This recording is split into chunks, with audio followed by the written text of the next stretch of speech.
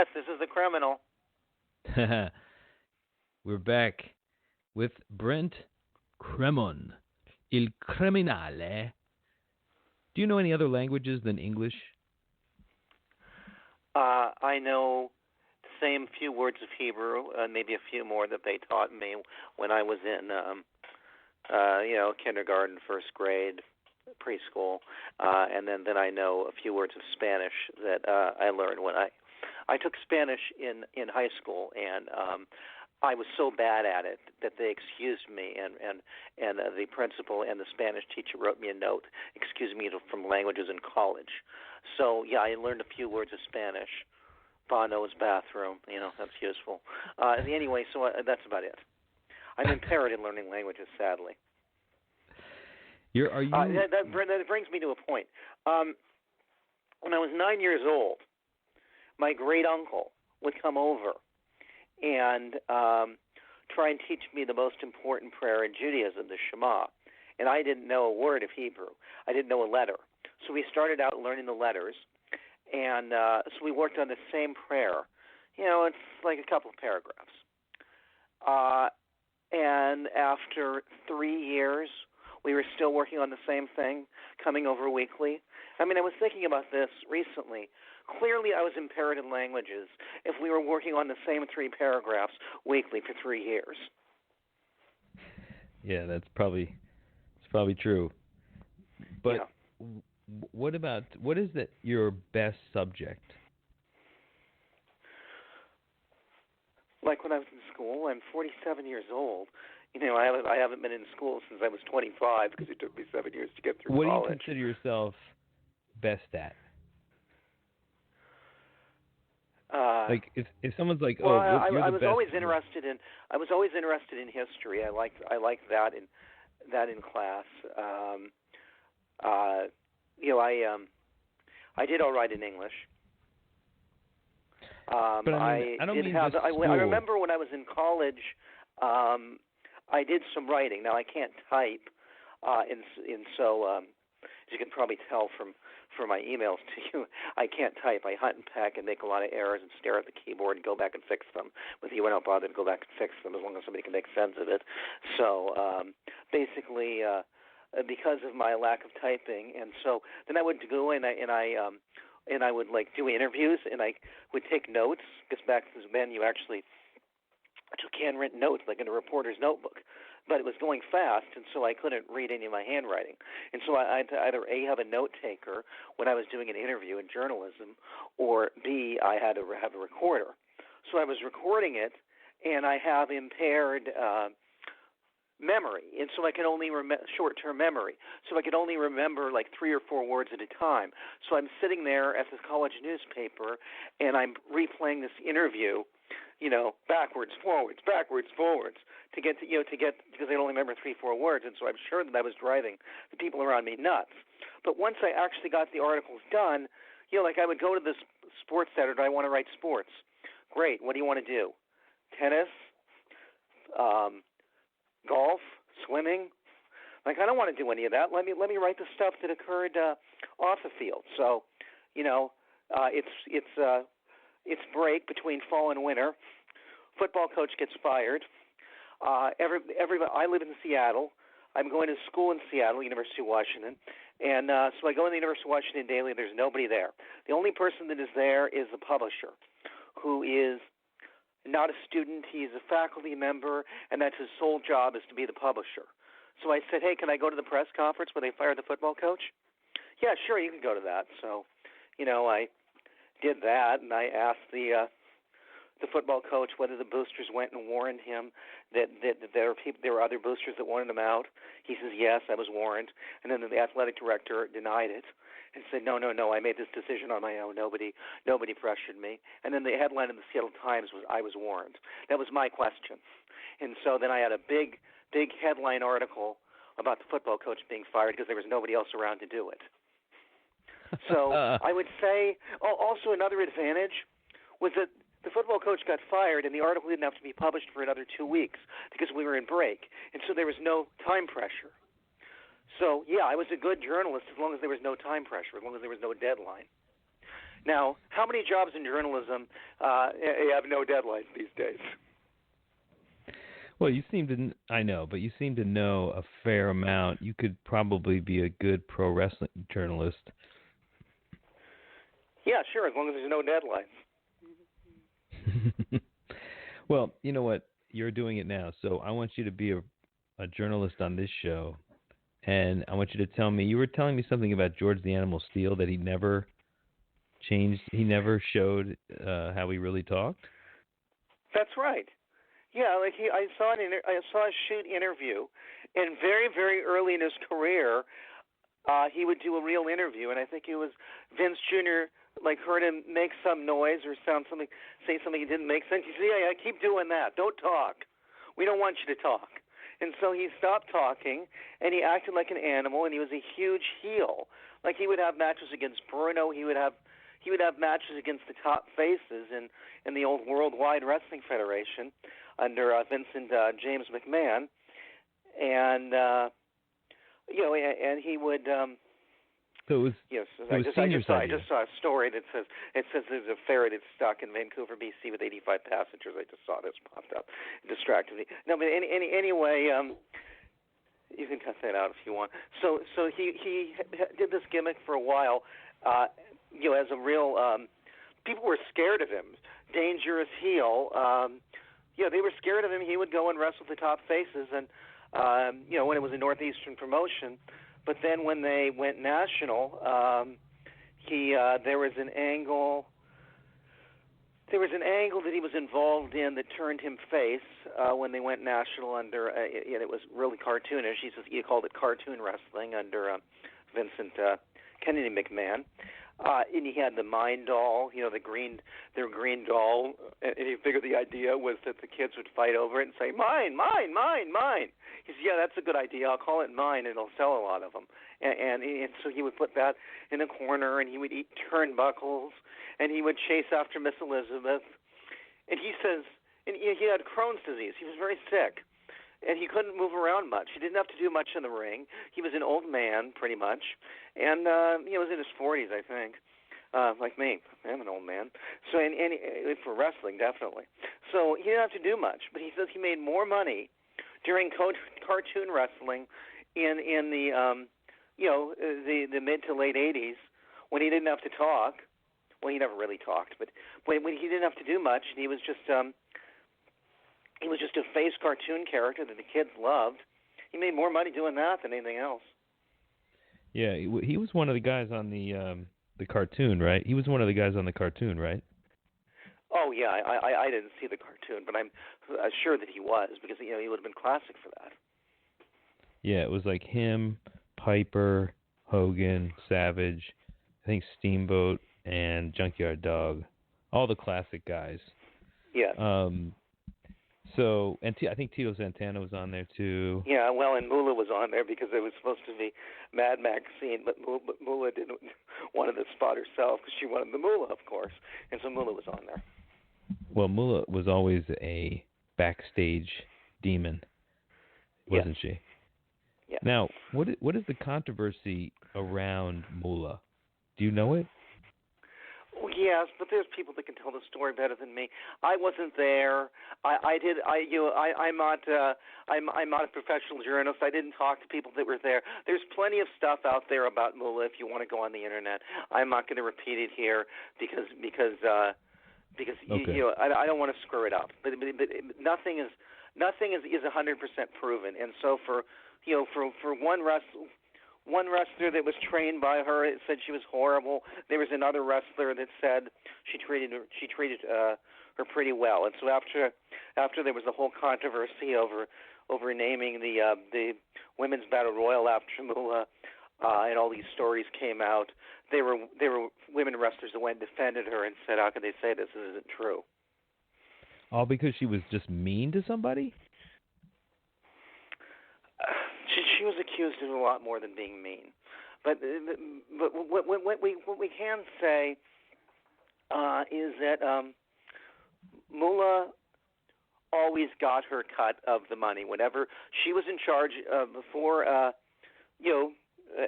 when WWF was just a regional promotion in the Northeast. It was just one of the regional promotions in the NWA. The NWA promoters did not book the wrestlers. Moolah booked the women wrestlers. And so they would call Moolah and they would say, we want these wrestlers. And Moolah would book them with the various promoters, including Vince Sr. And Moolah would get her cut.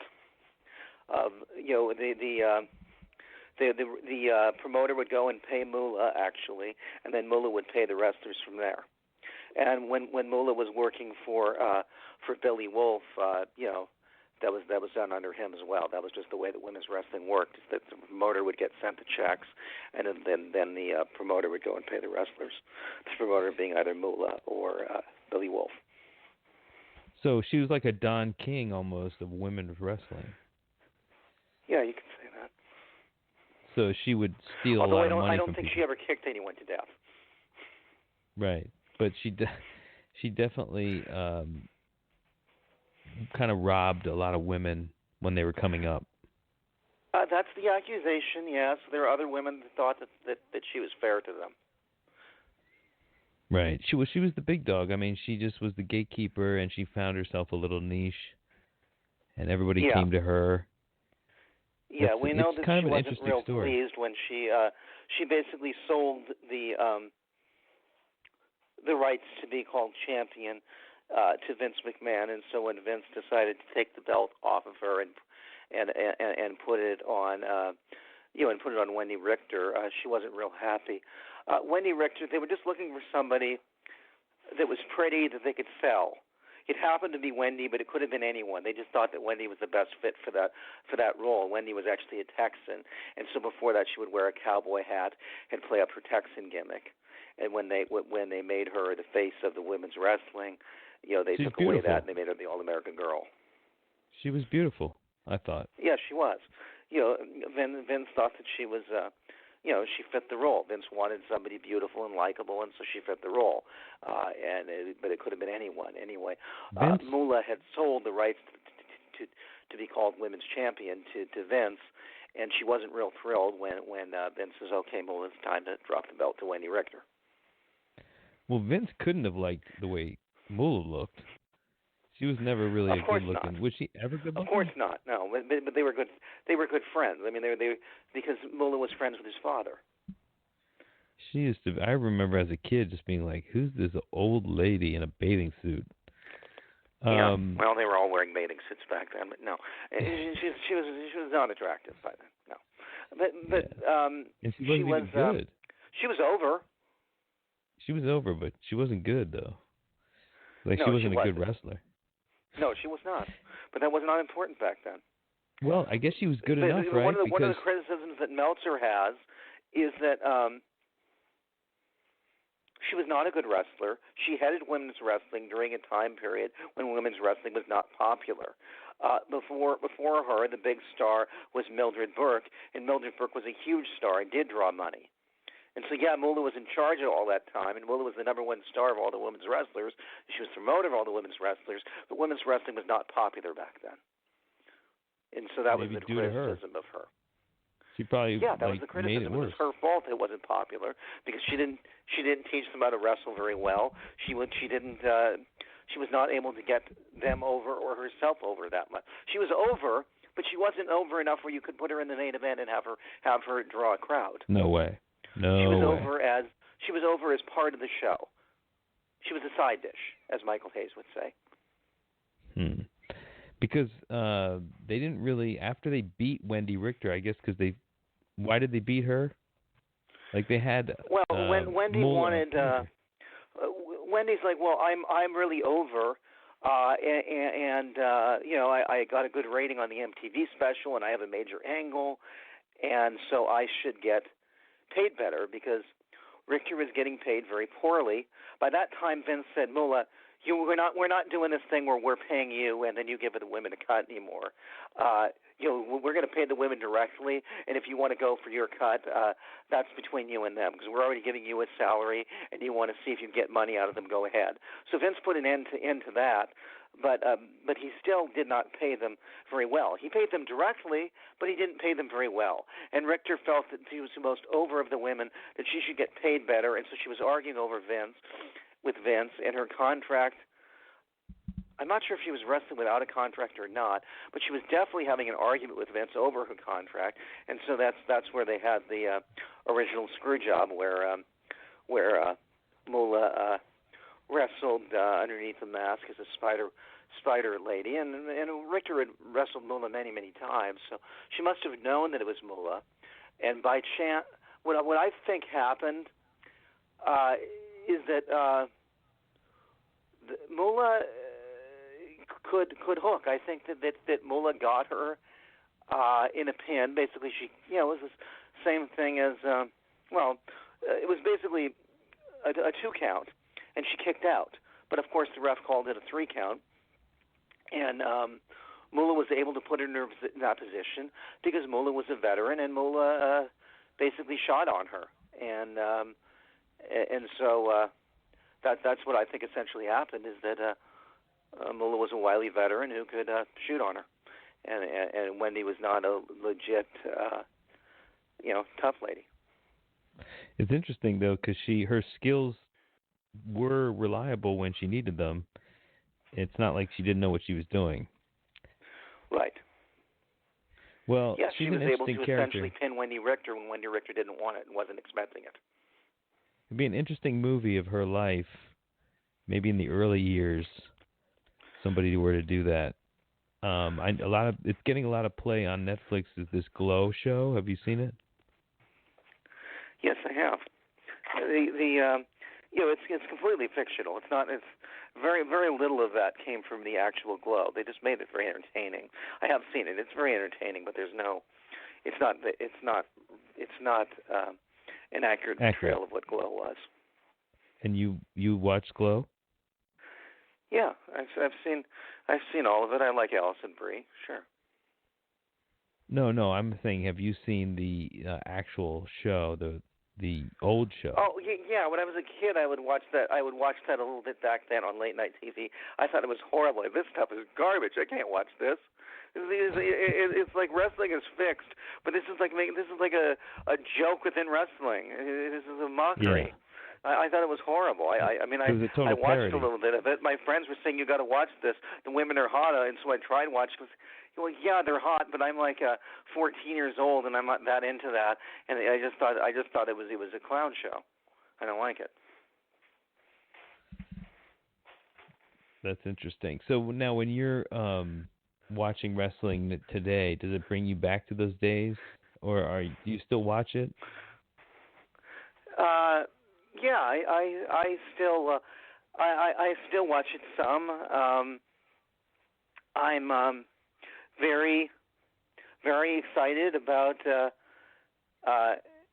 AEW, and we were talking about this on the last show, and about Impact finally got a clearance where the owners of Impact also own the Anthem, also on the TV station they're on, and so they have TV as long as they want it. And then I just saw that all the they're called Fox Sports Net, but they're owned by Sinclair, and Sinclair owns Ring of Honor, and so all of the Fox Sports Nets, well, eventually they're going to change their name, but all of those nationwide affiliates are going to be airing Ring of Honor.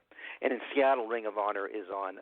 We have a over-the-air station, which is the ABC affiliate that's owned by Sinclair, and so that airs at I believe 11:30 on Friday nights. No, maybe it's Saturday nights, 11:30 on Saturday nights.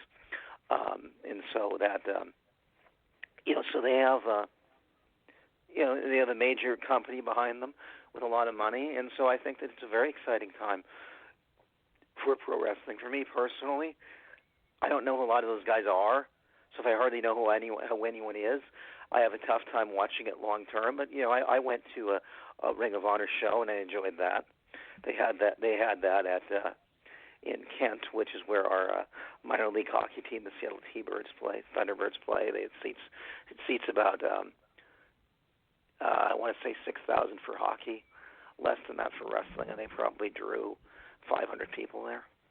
But what yeah, I about enjoyed going to that Ring of Honor show. What about New Japan? Do you follow that? I read about it in the Observer.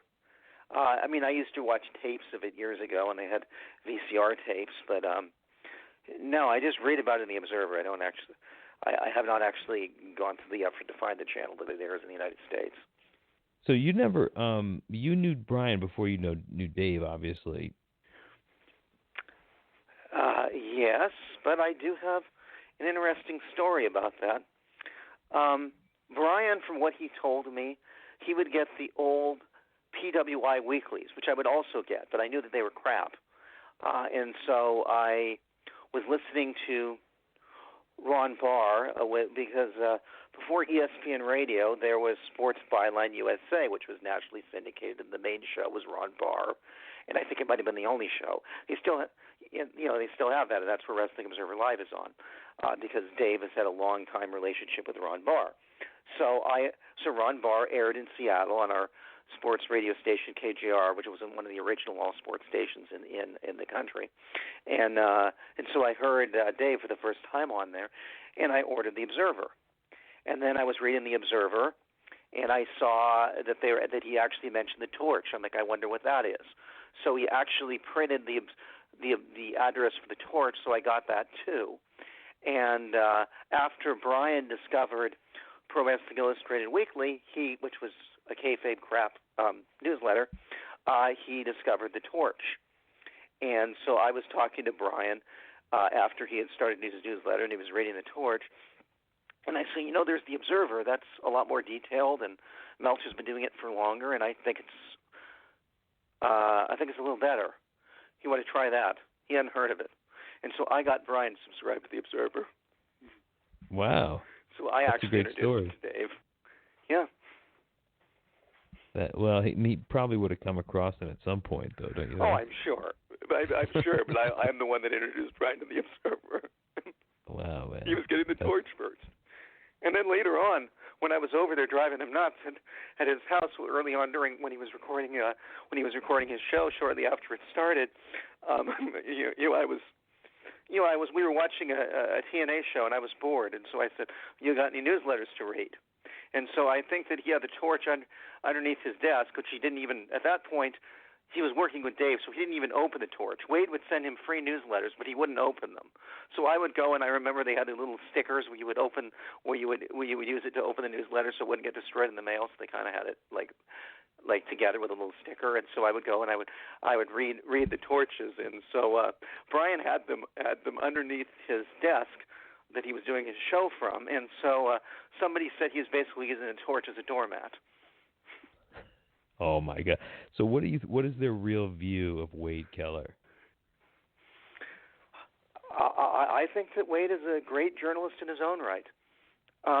No, I think he's a good. I'm saying, what is Brian and Dave's view? I think that Dave respects him and Brian respects him. As far as I know, he still gets free Torches. Whether Brian does, whether he reads them, I doubt it. I'm sure Dave reads them. Whether Brian reads them, I don't know. I'm sure Dave reads them. But there's never anything. It's not like Wade breaks news the way that Dave does. Oh, I remember. I remember when the Fusion deal, because Bischoff was part of the Fusion deal. He was going to be running WCW when they purchased it from AOL Time Warner. And when that deal fell through, Meltzer said, no, it's not falling through. It's still going to go through. Yeah, Warburg Pincus, who is a big investor, has pulled out of this thing, but it's not going to fall through. Wade says, no, this deal is dead. So Wade was right on that. Okay. Wade had that first. So, but is that just Wade's but I would say that the advantage to the if you're a fan of mixed martial arts, or if you're a fan of pro wrestling, the advantage to the Torch is you can get the Pro Wrestling Torch and there's no MMA in there, or you get the MMA Torch and there's no pro wrestling in there. And so that's really nice, because I'm not a fan of MMA, and I believe that the Observer might not exist if it was not for MMA, because it's not pro wrestling, and it's called the Wrestling Observer, and this is not wrestling. But he put it in there because people are interested in it, and I think that he needed to cover it in order to survive. And Wade just has 2 newsletters, and so as somebody that's not interested in MMA, I basically skip that, but it takes up half the newsletter sometimes. And so if I wanted to just get just pro wrestling, I could get the Torch. Problem is, well, that's not a problem. The Torch has a more appealing layout. The Torch uses pictures.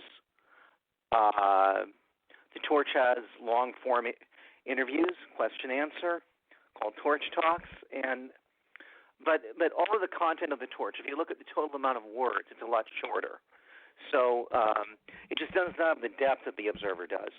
But it is presented in a format that is definitely more appealing. And if you don't need the detail, the Torch is the way to go. Or if you want to just read about mixed martial arts, or if you want to just read about pro wrestling, the Torch is the way to go. Do you listen to the Torch podcasts? No. In order to listen to that, I think you have to be a member of their website, and I was for years. I'm not currently a member because, I would basically focus on the newsletter, and I would get through that newsletter in 10 minutes. It's like I don't want to pay for something I can get through in 10 minutes. If I use the audio, sure, but even the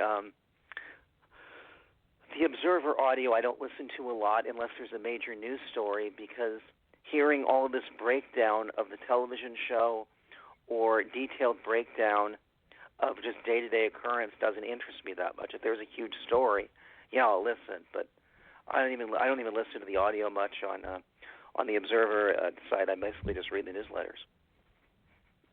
Okay. So do you listen to any audio at all, or are you mostly when there's a major reading? Story. No, but I don't mean of wrestling, but of any topic. Oh, sure. I do prefer like when I'm on the internet, rather than watch the CNN video, I'll just read the article. It's easier for my memory that if I miss something, I can go back and look at it rather than go and rewind the video. But yeah, I mean, I watch. I watch plenty of videos. I don't tend to listen to a lot of stuff that's just audio without print and without video. I don't tend to do a lot of that. No, but how do you entertain yourself? But in wrestling, when there's a major story, because that's just the format that it's in. Now the Observer has.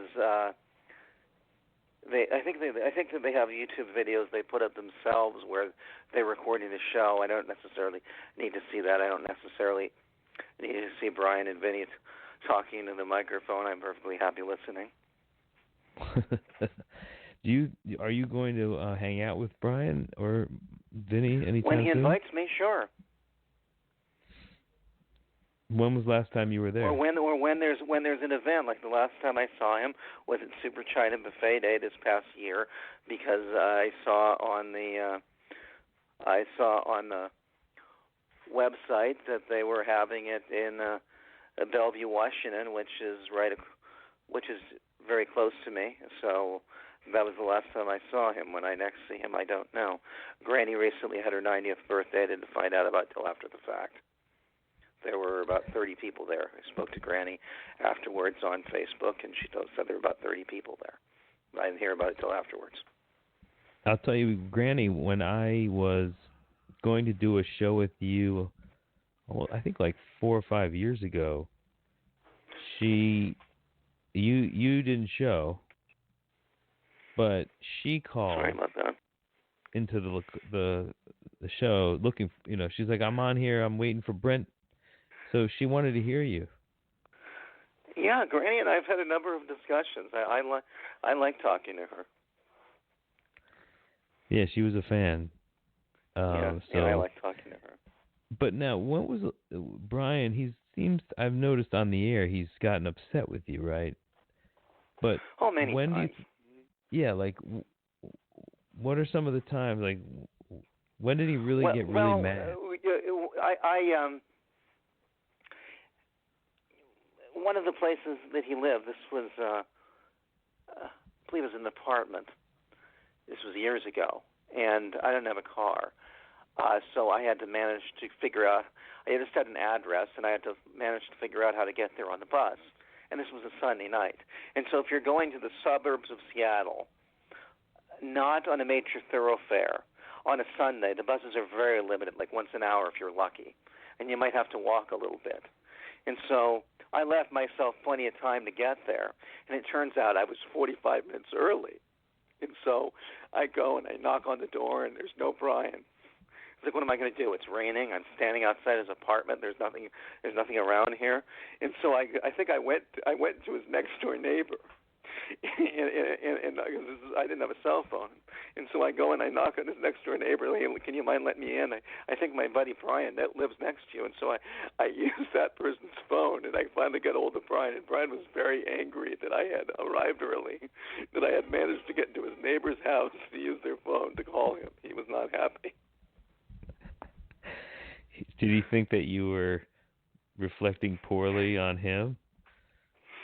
He just thought it was very inappropriate, and he thought that it was embarrassing to the neighbor and an embarrassment to him. So what did he do when he got there? I think he was mad at me during the show, and I remember we were watching TNA shows, and I just couldn't stop giggling, and we were watching we were watching the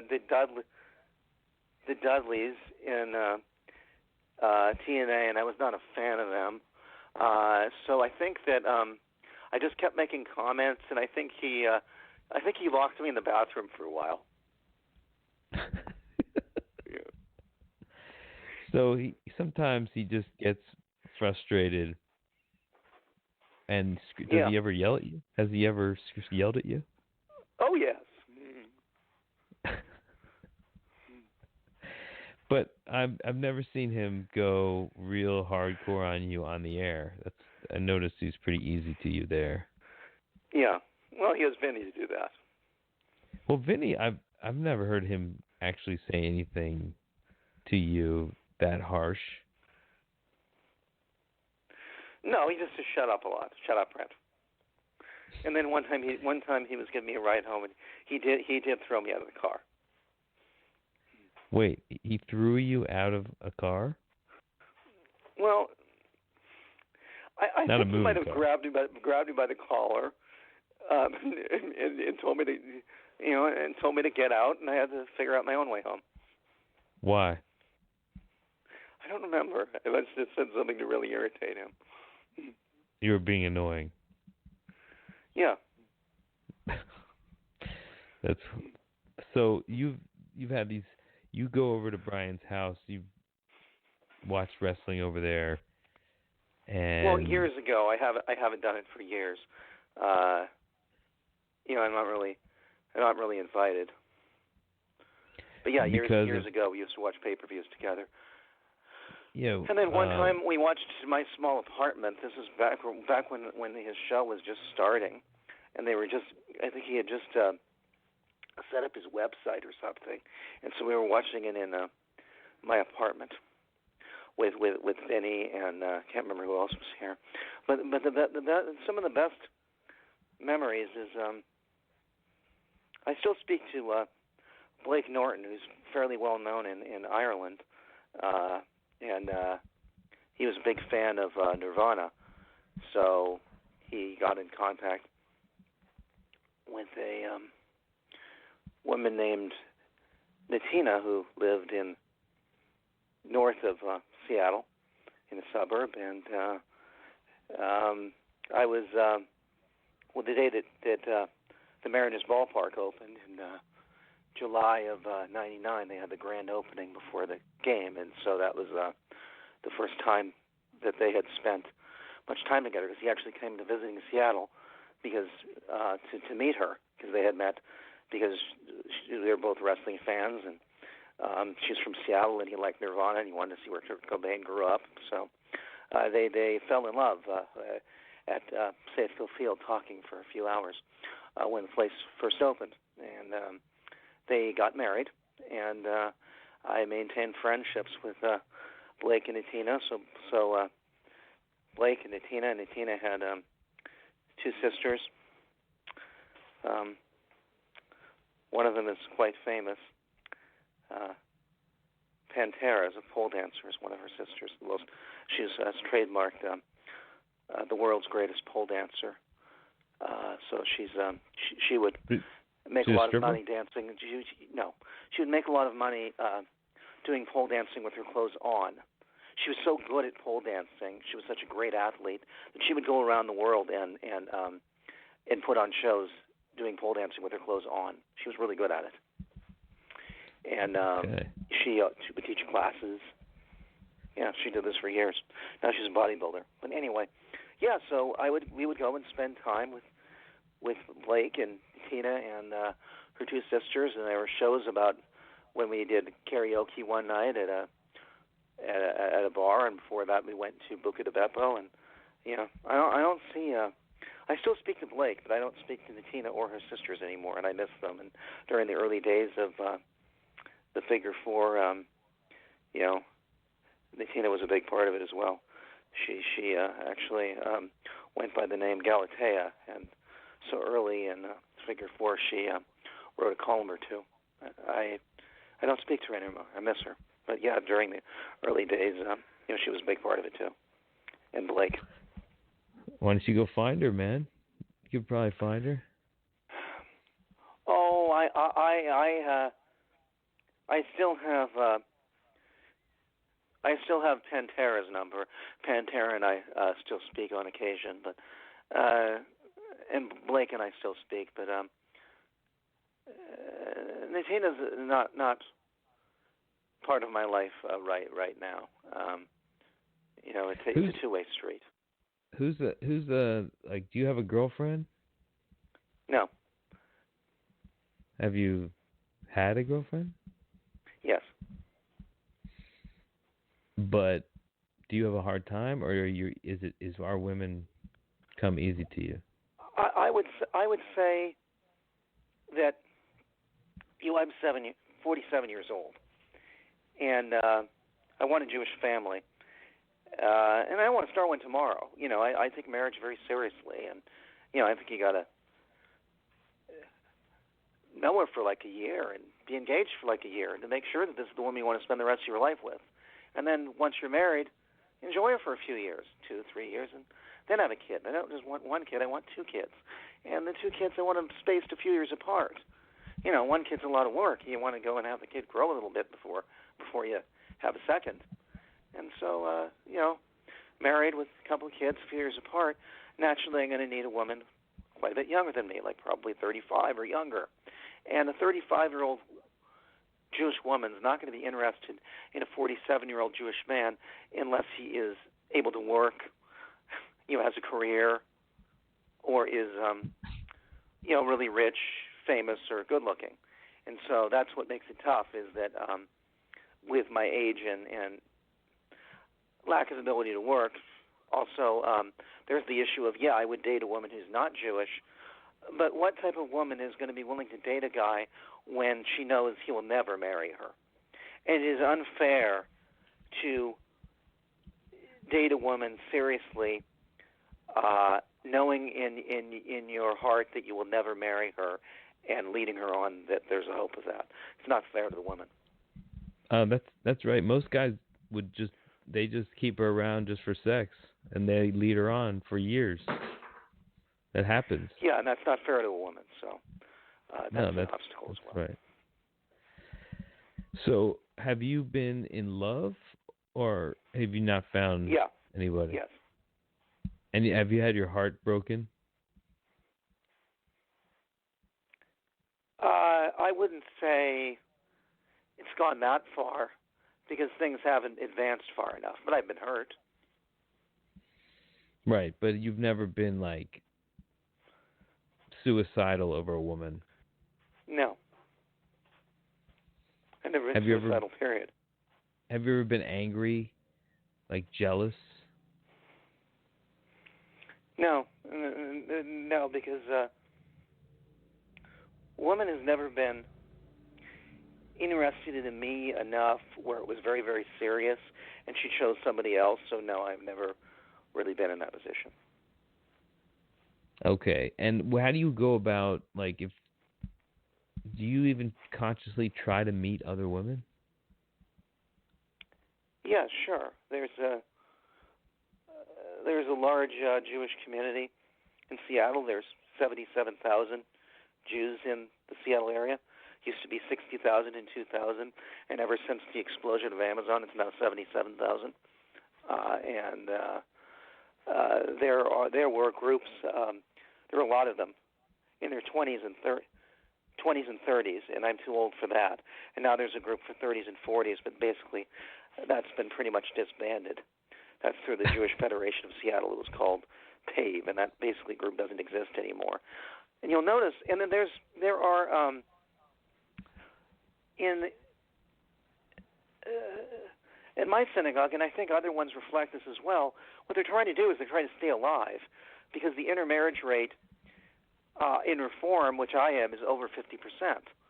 Because we tend to blend in, and people tend to accept us, and they tend, traditionally in Reform, a lot of the ceremonial stuff, like wearing a prayer shawl or wearing a head covering. We didn't tend to do this stuff. We tended to blend in pretty well. Didn't tend to keep kosher, so we were more accepted. And when you're more accepted, then and you don't embrace a lot of these ceremonial laws, you tend to lose things and not pass them on to your children. And so, after generations of this,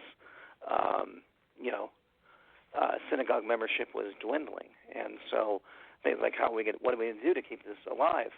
So they start programs.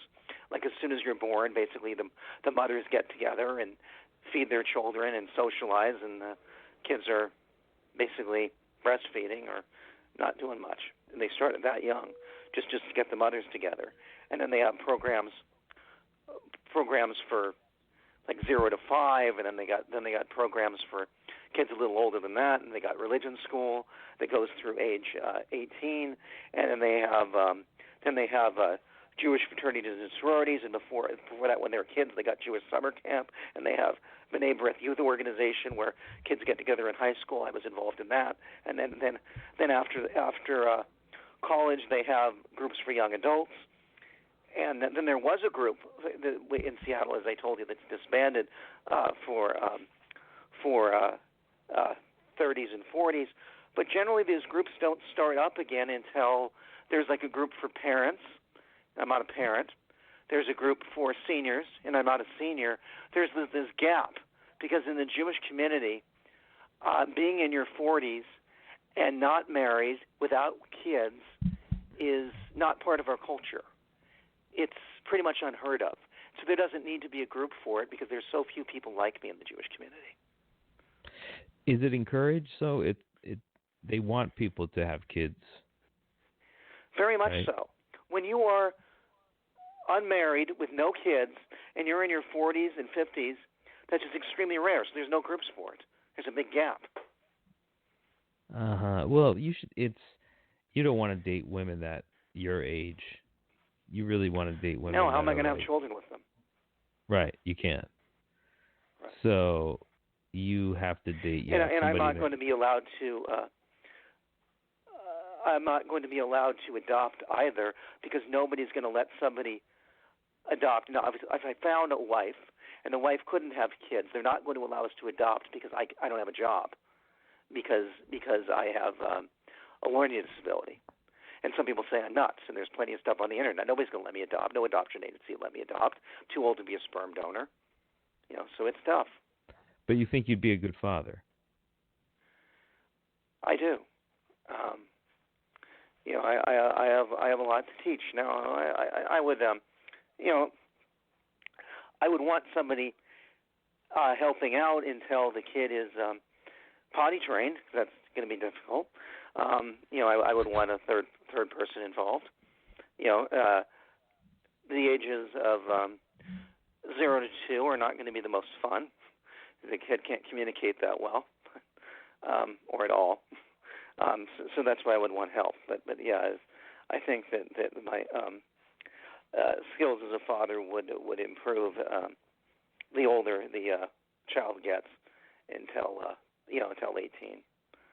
But so you just we're gonna take a break in a second and then come back and finish up. But you just described this entire doctrination procedure that you underwent. and still you're basically saying it was effective. You now are It's effective indoctrinated. for most people. If they are, the problem with people that call themselves Reformed Jews, they're not actually going through this process. If they went through the whole process from 0 to 21, the intermarriage rate would not be over 50%. The reason why the intermarriage rate is over 50% is most of these kids quit at the age of 13. You think you would make you more likely to marry? It would make you more likely to marry within the faith if the average Reformed Jew went through this whole process, from the mothers getting together and socializing all the way through the Jewish fraternity and sorority or Hillel. Yeah, if they went through all of that, they will definitely marry within the faith. But the problem is that most Reformed Jews don't do all of this. They quit at the age of 13. Right. It's a small community that keeps going with it, right? I would say so, but the group in there that goes to the Reform synagogue that is in their 30s, they say, all right, well, here's like a Jewish holiday, and so we're going to go and we're going to talk about the Jewish holiday. You can socialize, and we'll have massive amounts of alcohol. So, and there's also Chabad, which is traditional Judaism, but they're like, if you have a Jewish mother, you're welcome here. You don't have to know anything. You don't have to. You just go and you show up, and whatever you want to learn, we're happy to teach you. But basically, this openness, this welcoming, and massive amounts of alcohol is really popular with young people. And so it's been very successful. This little bit of Judaism, a lot of socializing, and a lot of alcohol has been very successful. I see. So it's a good draw. Yes. All right. Listen, we're going to take a little break here, and we're going to come back on in about 10 minutes. So, Brent, I'm going to give you a little rest, and then we're going to start up again. Is that good? Very good. Okay. So, we're back with Brent. Brent.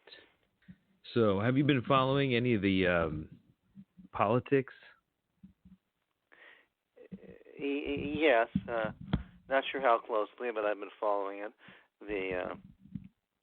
What's going on with the impeachment hearings is very, very complicated, and I don't have all the details. It's not that complicated, is it?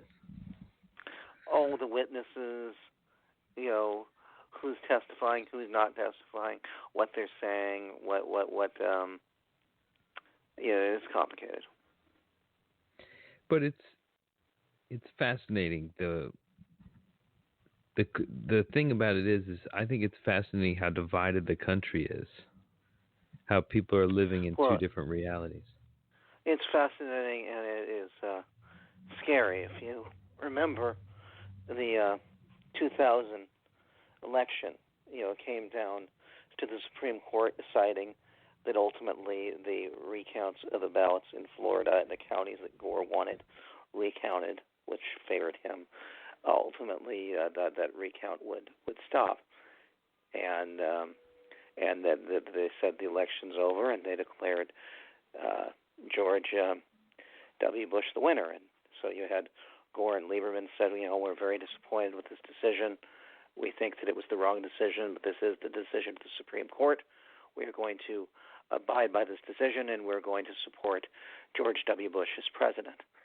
And the Gore supporters didn't have a tantrum.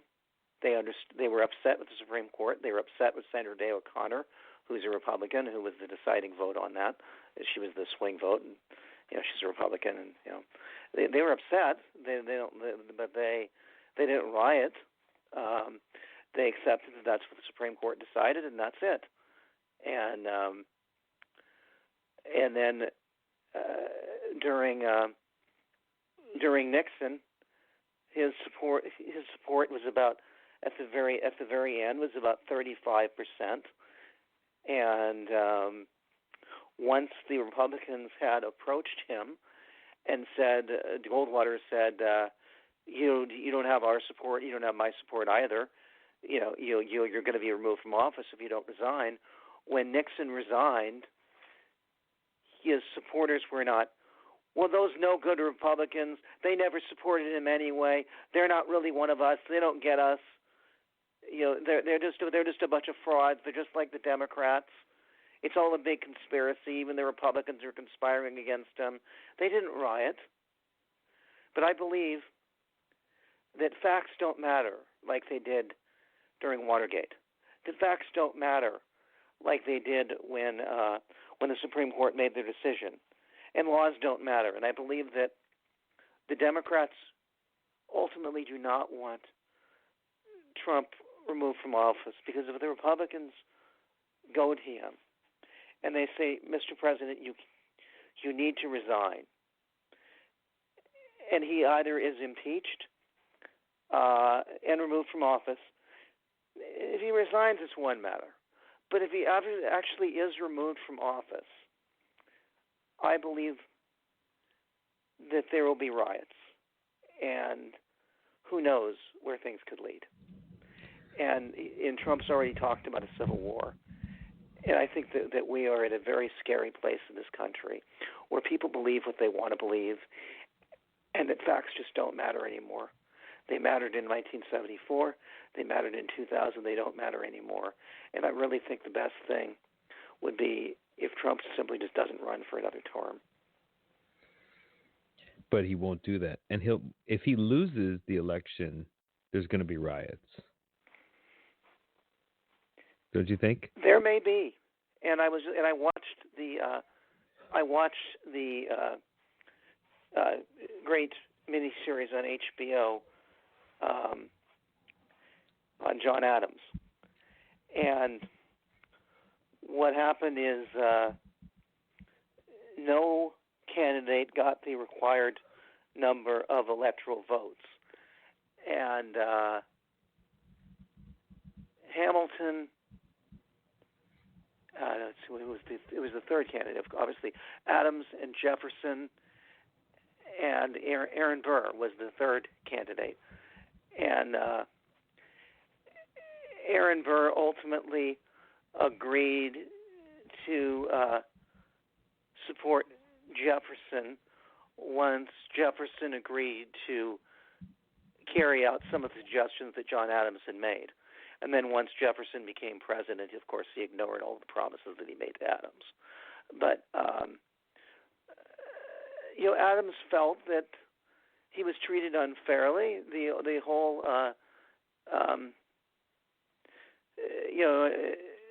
James Callender would go and print all these falsehoods about Adams and called them hermaphroditical and all this stuff, horrible things to say about Adams. His rotundness. They had all sorts of called him a monarchist. But ultimately, Adams, once he didn't get involved in the vote in Congress with the electoral votes, he didn't get involved. He says, it was like on their 30th ballot or whatever. Before Jefferson had enough required electoral votes, he just stayed out of it. And once after that bitter election, once Jefferson won, he got into his carriage. He was bitter enough where he did not go to the inauguration, but he went home to Braintree, and that was it. Retired on his farm. And so our first contested election, which was the third election ever, it was a peaceful transition. As bitter as Adams was, it was a peaceful transition. And there were controversial elections in the past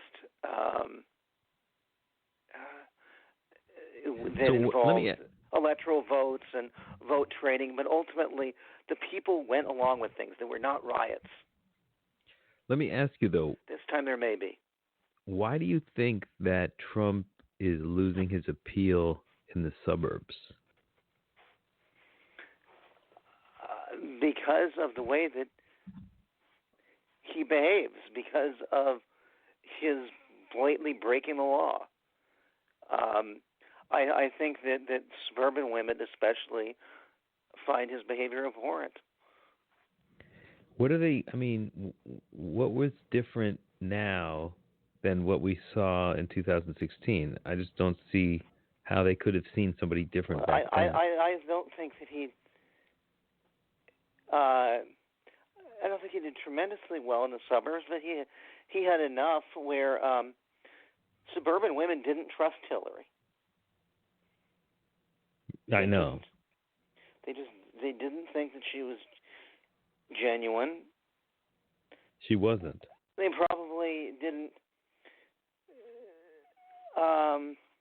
They didn't think Trump would be this bad. They probably were not thrilled with her because of all of those years of veiled cheating. Hillary knew about it, and she lied for him, and she went after his mistresses and said, shut up, don't say anything. And apparently, she might have threatened some of his mistresses, and so the women didn't really sympathize with that.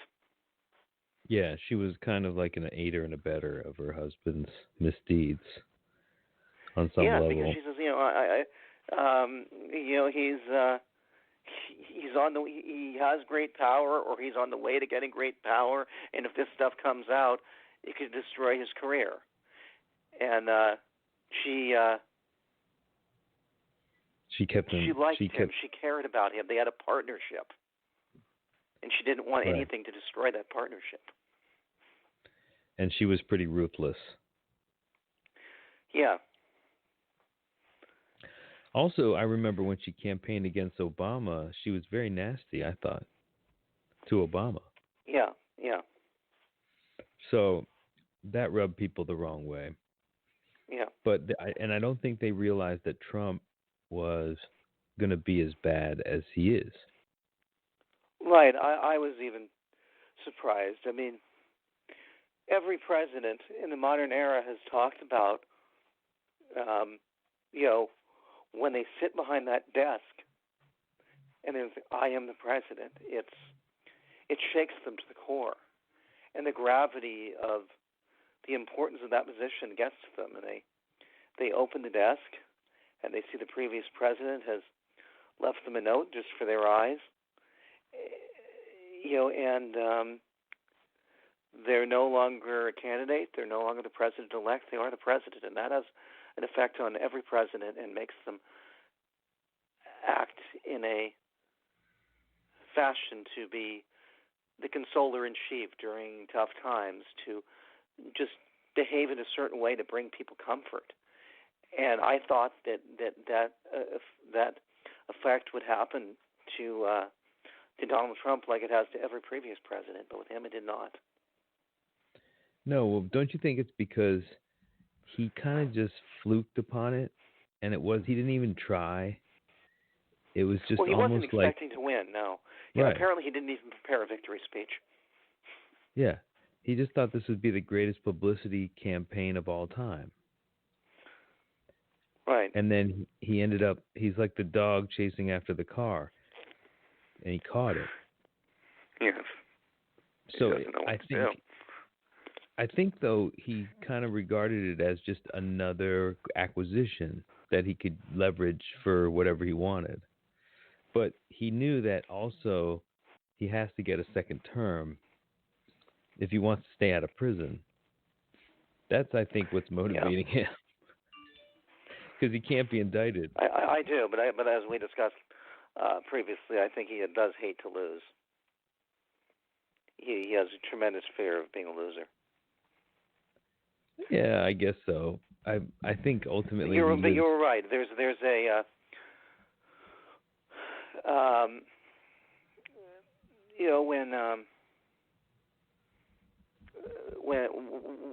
when Bush was using the NSA and using the Patriot Act to spy on ordinary Americans, he got busted. It was unconstitutional, but he was not prosecuted when he was out of office, George W. Bush, and when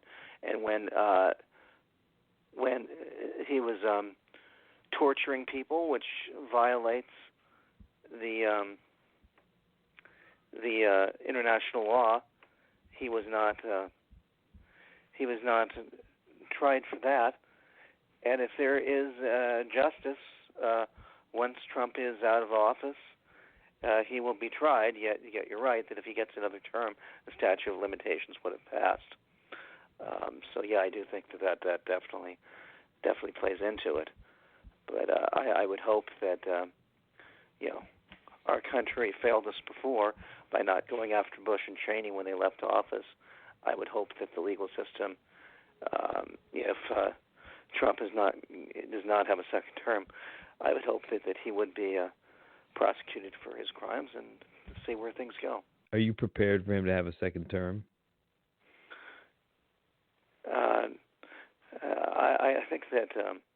I think that will not occur. I think that the only chance that has of occurring is if the Senate acquits him, the Republican Party nominates him, and not only do the people that did not vote ever before that he inspired, not only did they go out again, but people that didn't even vote for him last time, people that didn't vote at all, but they grew to like him during his first term, they register to vote and they vote. And so he gets people that have never voted before, again, not even for him last time, that support him. That's the only way that I can see that he gets another term, is he gets more new voters out there. And he's not doing that. Oh, he may, because there are supporters that he has. There's a lot of supporters that didn't even vote for him last time. They were too flaky to go to the polls. They were too flaky to register. They didn't really believe him. But when he actually became president, I like this guy. He's different. He sounds like us. He says the things that we're always thinking. They'll actually register and go to the polls. So that's the chance, is if he gets even new voters out there. And he's a star. Remember, he's very entertaining. That's what people don't understand about him. And his opponent, if his opponent is some boring, like policy wonk, they're gonna get beat. I mean, because this is a popularity contest. This is not, whose policy is better, right? Well, I think that if the turnout is of those that were registered 4 years ago, that were registered for the 2016 election 3 years ago, if that's your voting pool,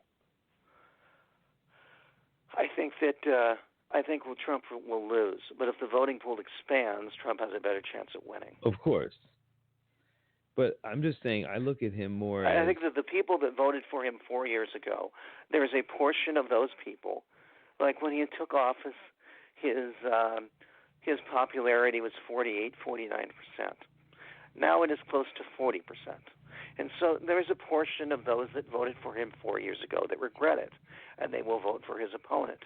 But if he could get new voters out there to overcome that, then he might win. How could anyone think that he's a good leader? That's what I don't get it. But then again, I see him because people as don't understand what the impeachment process is. People don't understand what the Bill of Rights is. People don't follow history. They don't follow politics. They don't understand it. He has convinced them that everything the media says is a lie. Unless it's some of the people on Fox News he likes, or some of the Breitbart or whatever that he likes. So the facts don't matter anymore. Is the problem? Well, but he's contributing to it, right? I mean, he's actually creating a scenario because he knows he has to, because that's the only way that he can actually counteract it. So what I'm just noticing is that he's tremendously effective. Like, I feel like people underestimate him all the time. And that's the problem. That's the problem. I think he's actually very intelligent, and I think the way he talks is an act. See, I think he's doing George the Animal Steel a little bit. Maybe so. Like, because I heard him speak when he was in the 80s. He speak quite articulately. Now, he did. But he is now 74 years old. It would not be out of the realm of possibility for Alzheimer's to kick in. I think Reagan was about 70, not quite, but when he left office, and the evidence is he had Alzheimer's in office. His son, Ron Reagan Jr., said he had Alzheimer's in office. Well, no, he developed that that new dumb kind of cool persona on the his TV show where he was firing people. Yeah. And he kind of built this fake TV persona. And that's the TV persona that is now the president. It's not a real person. It's almost like a cartoon. It's not that he's losing his mind. It's that when he was a younger man 10 years ago, he started doing this. It's like Andrew Dice Clay used to have Yes. many different voices. He used to be like that chauvinist guy, but then he would be these other characters. And then over time, Yeah. he just became the chauvinist guy, and that's who he is now. Yes. So Donald Trump is like, he's playing this character of a foul-mouthed, like, anti-hero to the right.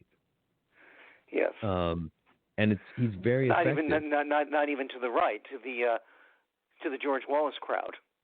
Right. To the George Wallace crowd, to everybody. But even I've noticed African Americans, certain people like him because of just the way that his charisma and his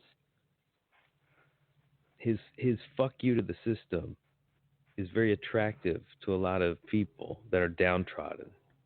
Right, and that is what could draw more people to the polls that didn't even vote for him 3 years ago. Right, and then he plays the victim, like he's being like, the only reason they want to take him out is because he's instituting the change that the establishment, doesn't want.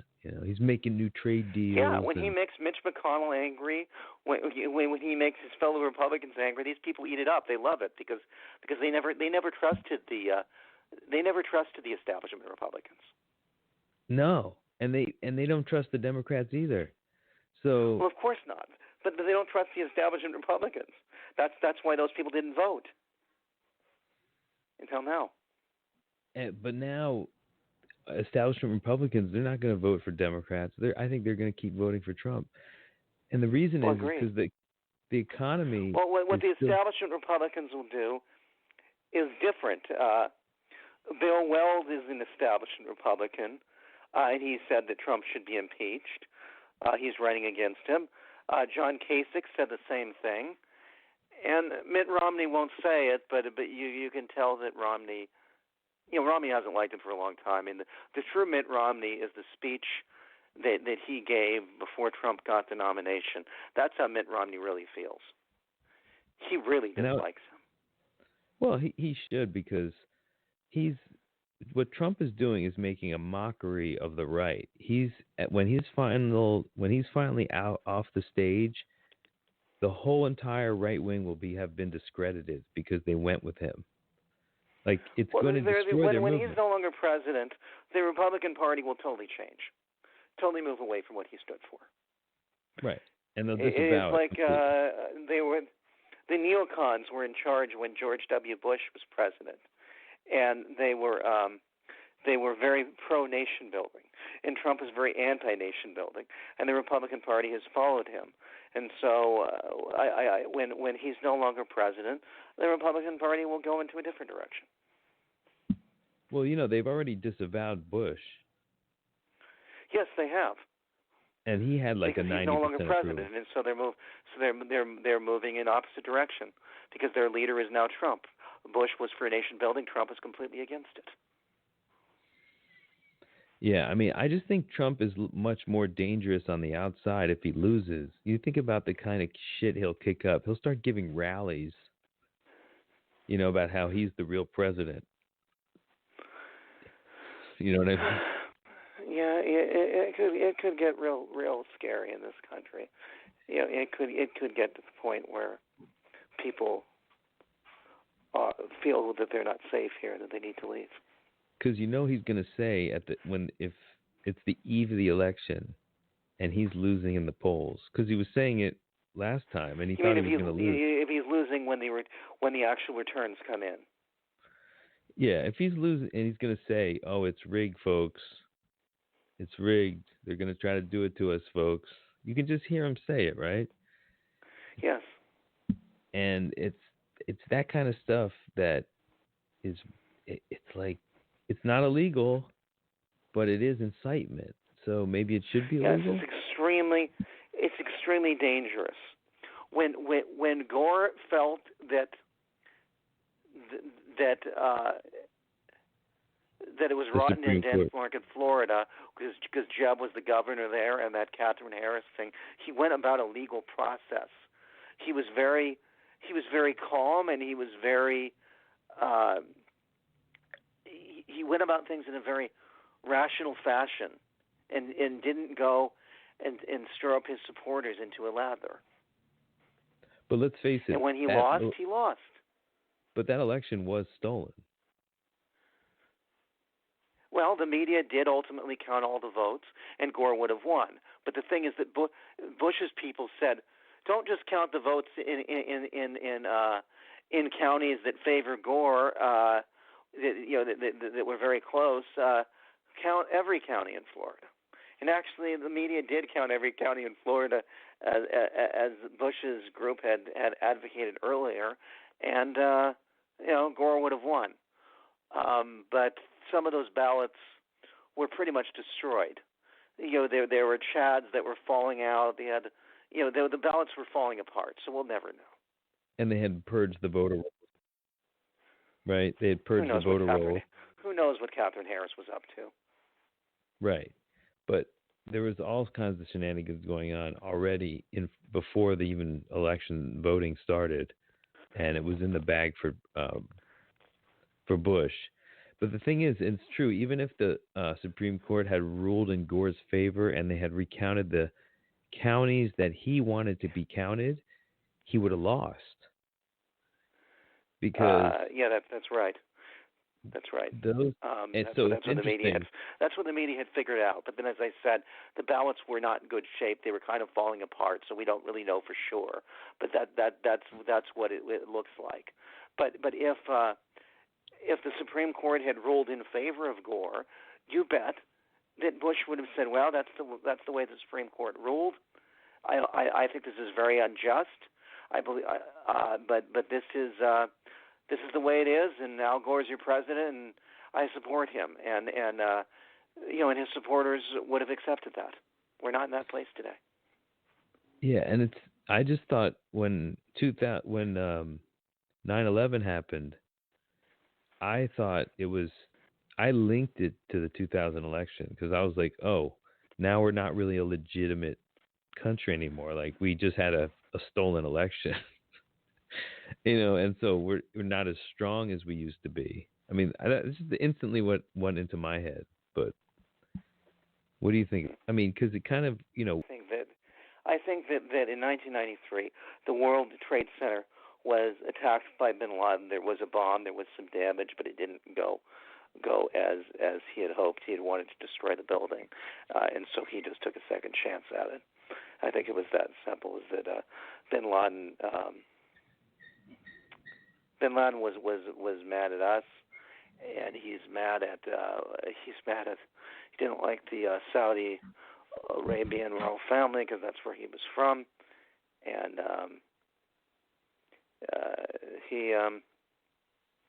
it was simply that he wanted to get us.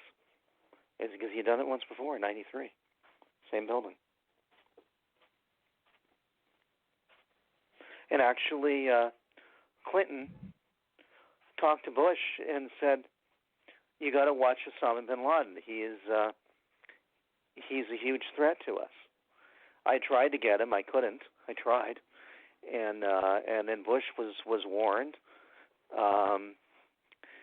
that bin Laden's coming after us. There's going to be planes. We don't know when. We don't know exactly how, but it's coming, and it's coming soon. And Bush didn't do anything. Yeah, it's total incompetence. I mean, yeah, it's really a shame. Yeah, I believe that's what it was. There's conspiracy theories out there, but I think it was just simply incompetence. It was, and Bush, you could tell from his face that he was horrified when that World Trade Center was hit. He was absolutely horrified. He was sick over it. Yeah, He didn't want, but it was he was just simply incompetence. right. But this is a direct result of allowing an election to be stolen by somebody who didn't deserve to be president. Because if, let's just say Al Gore were president and he started hearing about flight school, people just learning how to fly a plane but not land it. I just think he would have done something. Exactly. We wouldn't have had 9/11. Yeah, I agree with you.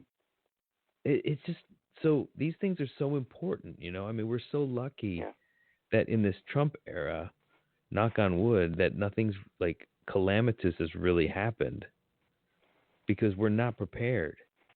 We have a leader that is completely off the wall, and he's going to be the one to make the decisions when some fucked up stuff happens. It's well, agreed. Apparently, there was somebody that was working for him that actually pulled some documents off the desk. Like, he can't see this. Who knows what he'll do? Did you hear that story? Yeah. About somebody who was working for him that pulled documents off his desk. Yeah, because he'll blow his top. Because you know what the thing is that people, what they used to do to him in the early days of the presidency was they would just come in there and throw articles in front of him just to see him get mad, because they thought it was funny. But you don't understand, like, here's the president, like, you're just sending him into a rage, a tweet rage, and it's no point, and they basically did that to him with this ambassador. He didn't even know that he was being worked by Giuliani to fire her. He just kept hearing all these horrible things about her, and so he's just like, holy shit, get rid of her. So that's the thing about Trump, is like, the reason why nothing sticks to him is because he's not actually the one guiding it. He's just a puppet. He's just a dumbass, right? I mean, he's being propped up. Yeah. Yes. He's not controlling anything. It's disturbing. Well, I think that he has his own instincts, and he goes by those, and he will not listen to the experts. He has people giving him good information, and he ignores it if he goes against his instincts. Yeah, he has listen a certain to facts. instinct, dude. But I mean, he's effective, and I think he's very satanic in many ways. But well, he's effective in getting people to trust him and like him that had never had any interest in politics before. There you go. Yeah. So we have to give him his props, but hopefully we'll get out of this. So yeah, okay, Brent, I really think the best way out of this is for his fellow Republicans to convince him to either not run for another term or resign. And I think there's a good chance that will happen. If you go and you look at the last few days, Mitch McConnell and Lindsey Graham are having a tougher and tougher time defending him. And then you've heard for a while that what his fellow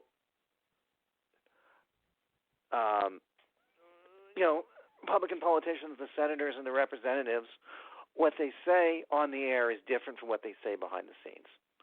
And I believe that behind the scenes, when the cameras are off, most of the Republican Party does not like him at all. They consider him an embarrassment. But ultimately, they support him because he's going to sign their legislation. They just want somebody that will sign their legislation. And if that person could be Mike Pence, they'd be thrilled. He has 90% approval among the Republican Party, so that's because he will sign their legislation. They would be just as happy if it was. They'd be happier if it was Mike Pence. I don't think that among the Republican politicians, those that are in Congress, those that are in the House of Representatives or those that are in the Senate, if you polled them privately, I think his approval rating would be very low. Those are the Republicans that I'm talking about. Those that actually work with him, I think his approval rating is very low. Oh, I know. But do you think that Pence would be as popular as Donald Trump? There's no way he would. Oh, absolutely not. But I'm just saying he would be popular among those in Congress. Yeah, but they among want the Mitt Republicans Romney. in Congress, he would be much more popular. He's a rational man. Yeah, he's actually a sane person. Yes. And a lot of people say that they prefer Trump to Pence, and I'm like, no, no, no, no, no. I'll take Pence. The average person that voted for the first time when they voted for Trump in 2016, yes, they do. Mike Pence is exactly the type of Republican they don't like. Right. But among the people in Washington, the Republican senators and representatives, they like Pence. But they're not going to say that on the air. When the camera's on, they'll defend Trump every bit of the way. But when the cameras go off, off the record, they'll speak out against him. Well, but he'll attack them, and he's got all the money now. That's why they're only willing to say these things off the record when the cameras are off, and when there's no reporters recording, because they're afraid of him. And so they're never going to go to him and say resign. I mean, what is it happened that with Nixon? I believe that if the evidence is absolutely overwhelming, and his approval rating is low enough where he would lose, they will go to him. And I hope that's where we are now. I mean, maybe things could just drag out long enough where it's close enough to the to the caucuses and the primaries where he'll just say, I'm not going to run for another term. And hopefully I believe if it really is about getting to the truth and following the law, it would not matter whether he is running for another term or not. They would pursue this until the end, until we get to the truth, what actually happened. But I think that it's about politics, and all the Democrats are really interested in is making sure that he doesn't have another term.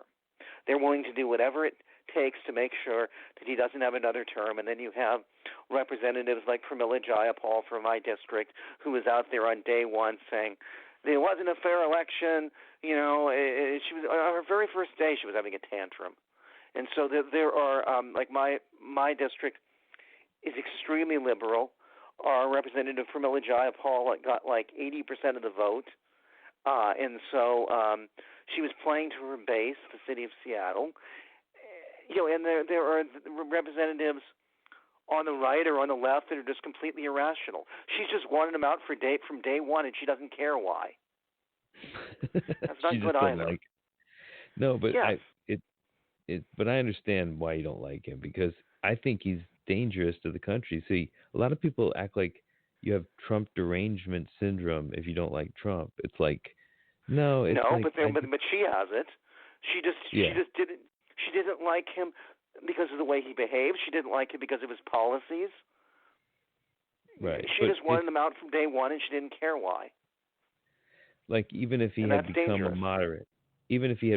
a moderate, which I thought he would be wise to do, if he came in and just moderated himself and tried to appeal to the entire country, he would have 2 terms easy.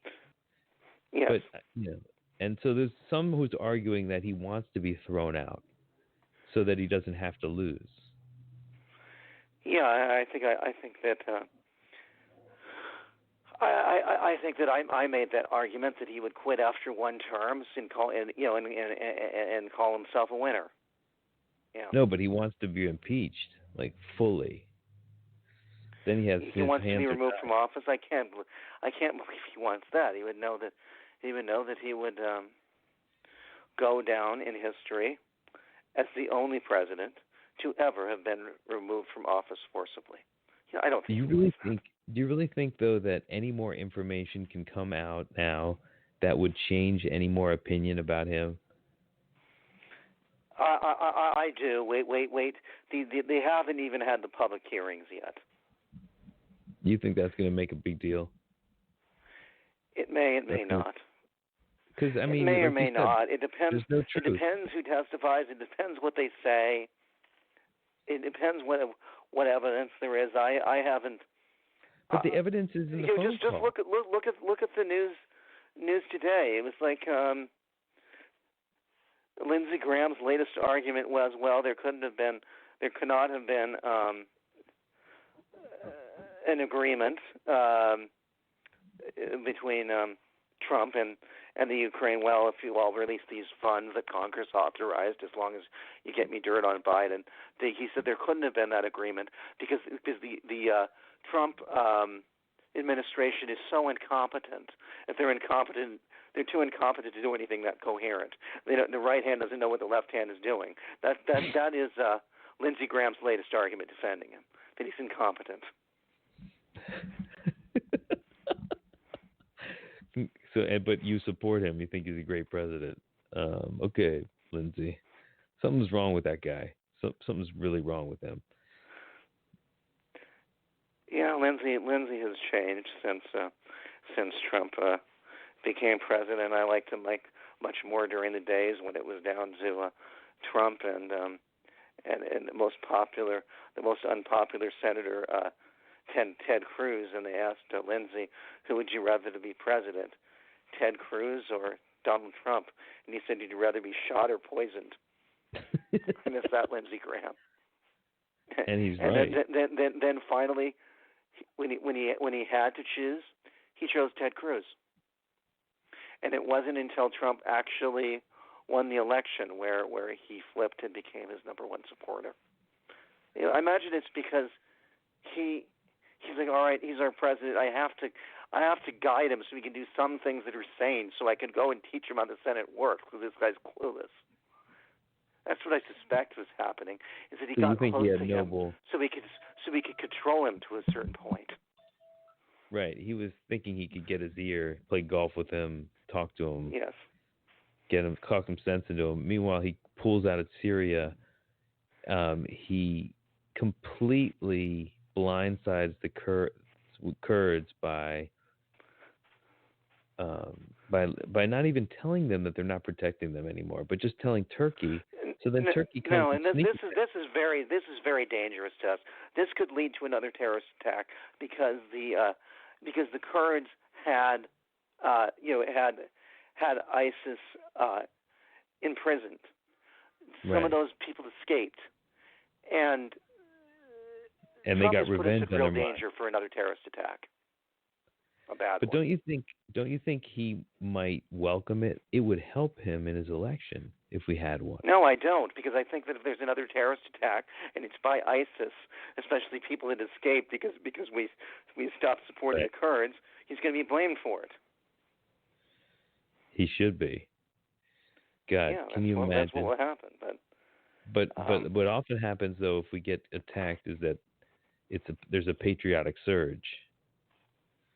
So that could happen too. Well, yes, because Bin Laden attacked the World Trade Center in 1993, but most people didn't know about that. Most people hadn't heard of him. Most people just saw, well, these horrible people came and attacked us and killed 4,000 people, and in the Trade Center and the Pentagon, and they were going to go towards the White House or the Capitol, and the heroes in that plane went and sacrificed themselves, and it crashed in a field. That's what most people saw. Most people just saw we were attacked, and it came out of nowhere, and there was nothing that could have been done. That's what most people saw, and that's why Bush's popularity surged, just because people didn't blame him. People didn't have all the facts. Right.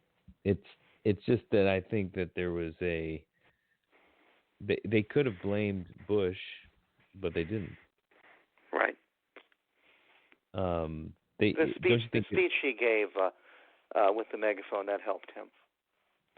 Right, but let's just say it was a Democratic president. It was Obama who was president during 9/11. My God. But anyway, we're going to wrap it up here, Brent. Thanks for coming on the show.